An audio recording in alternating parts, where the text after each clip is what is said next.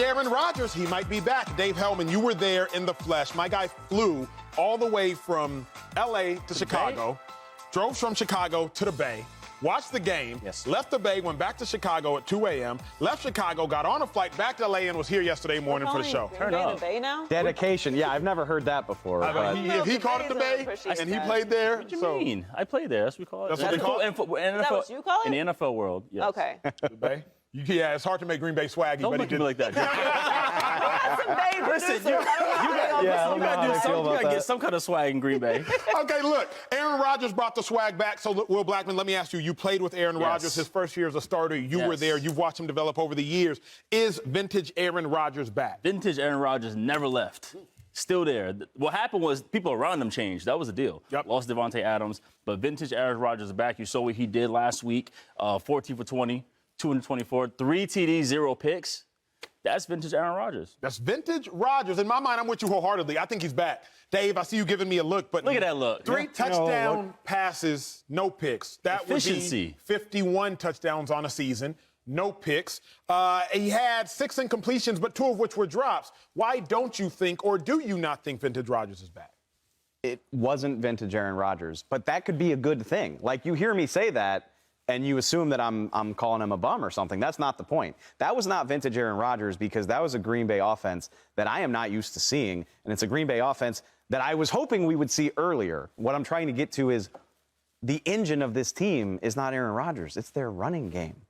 It's the fact that they've ran for 207 yards. And yes, Aaron Rodgers made some incredible throws. The throw to Sammy Watkins where he just put it right on his face mask, like right at the boundary. Vintage. It was an amazing throw, but here's my point. I got it right here. You know how many times in 154 wins Aaron Rodgers has thrown 20 or fewer passes? Out of 154 wins, he's done it 4 times.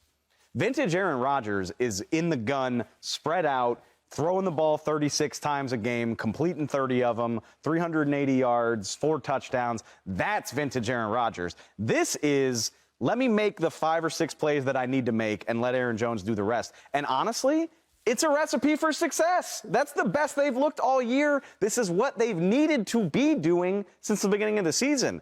They can win games this way. I just wonder if it's too late. Like, they needed to have found this formula a month ago because it looks really good. It's just not vintage Aaron Rodgers. You still hung on the Bay? No. This is not vintage Aaron Rodgers. I mean, I'm not going to repeat all of the numbers that Dave just so eloquently gave, but that's not Aaron Rodgers football. The efficiency part, yes, I'll give you that. But that's the main thing. That's all I'm really saying is efficiency. That's who he is. Efficiency is who he is, but he's also slinging the ball around. The reason he won back-to-back MVPs wasn't because he was just efficient. He was also putting up a bunch of numbers, which is why I love how you keep just sliding in that 51 number. Like, okay, but he don't need to keep doing this every single week to get to that point, and that's probably not going to happen. Here's the thing. I love how the quotes with Aaron Rodgers have like morphed over the years. It's like, relax. What was the other one? Yeah. And now it's,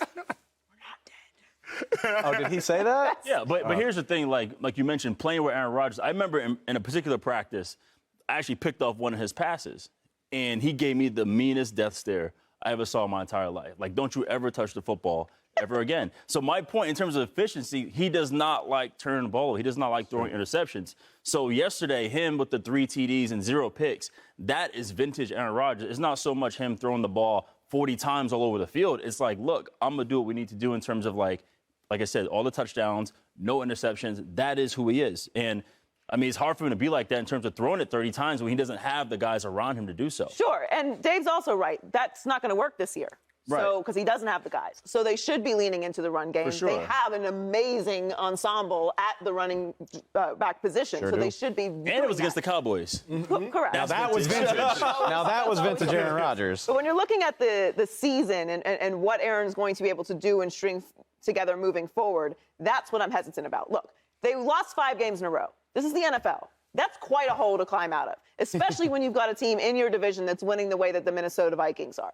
So what team is going to fall off in order for Green Bay to climb up, is my question. That's a good question. Well, what Because did that's climb really up, the though, problem. what did help, though, was Christian Watson. Like, that was huge for him to get that confidence. Yes, in the it was his coming out party, for sure. I guess the fascinating thing, because Joy brings up a great point, and let's transition to here, is what can the Packers, is it too late for the Packers, is now the question. Dave said that, Joyce expounded on that. Can the Packers and can Aaron Rodgers repeat this formula enough in your mind to catch a Giants team, a Cowboys team, or a 49ers team? Because right now, They got to catch the Commanders, too. Yeah, and they got to catch the Commanders. I was just kind of looking over them. Like, wow. Is Rodgers good enough to repeat this performance? I think the team is, and this was a significant win to do so because it does show the formula, and we were waiting for a receiver to truly step up, and that's what Christian Watson did.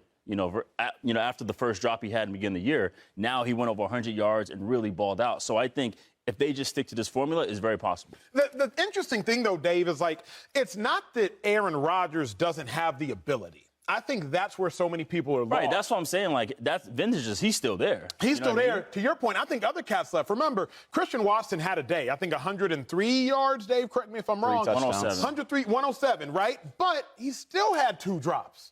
2 early down drops in the first drive of the game that kept Aaron Rodgers from balling even more than he would have. I wonder, Dave, if Watson catches these 2 balls, do the Packers end up throwing it 25, 26, 28 times a game? Because they were running it and it was working.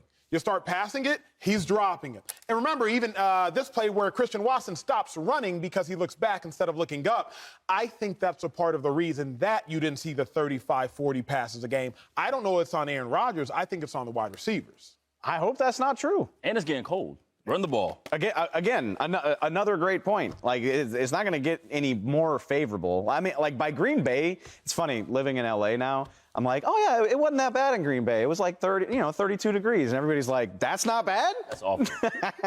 But it's not going to get any better. That's what you should expect if you're the Packers for the rest of the year. They are built to run the ball well. That's what worries me about the Packers. Why would you want to be throwing the ball 10, 15 more times when you can do that on the ground? 207 yards. That's really, really good in the NFL.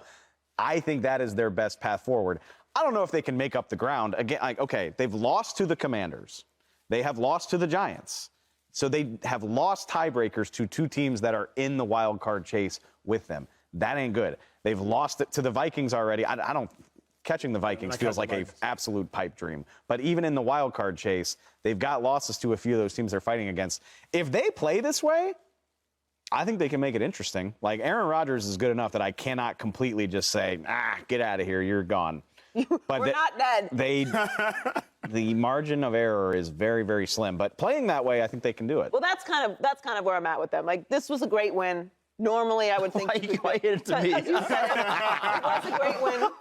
I'm trying to attribute your quote. It was a great win, as Will said, but there's not a whole lot of time to turn it around, and you have no margin for error because you have to look at the teams that are ahead of you and how they're playing. They have to fall apart as well. So you're no longer in control of your own destiny. So you can put some things together, make it interesting, but that's just a lot of ground to make up. Obviously, Tampa doesn't matter because they're going to win their division, but you've got the Giants, Cowboys, Niners, and Commanders ahead of you.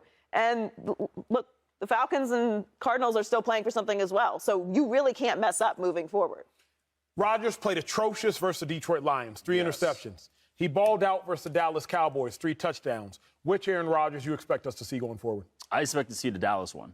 Again, because of the young guys around him, they're gaining confidence. Because the thing for me is the best quarterbacks that I play with, they were able to elevate the guys around him. And I think that's where Aaron struggled this year, was being able to elevate and lead the guys around him. And I think with this game alone, it showed it. Now it's on film. Now we see what it looks like, what we can do. Let's try to repeat that success. Go back to the first game of the season, Packers-Vikings. Christian Watson, second-round pick for the Packers, beats Patrick Peterson on a go ball. Right. He drops it. Wide open. Wide open. How much did that play in your mind as a 12-year NFL vet? How much did that play impact Christian Watson going forward and Rodgers going forward? I think it was massive. I think for Christian Watson to go in, now Devontae Adams left. I'm the guy. Let me try to gain Aaron Rodgers' trust. I get this deep ball wide open, and I drop it. it's like, man, like that's tough. And even for Aaron, you know, he wasn't there in the offseason to work with this receiver. So he's like, man, well, I don't know what he can do. I don't know what any of my guys can do. So I'm trying to figure it out. So it was a long adjustment, I would say, up until now where, okay, finally we put it together on what it could look like. Now, to your point, what can they do from here on out? I don't know. But to answer the question, I think vintage Aaron Rodgers has never left. It's just a matter of him. This is the different side of Aaron Rodgers. I think now he has to step up more and try to elevate everyone around him.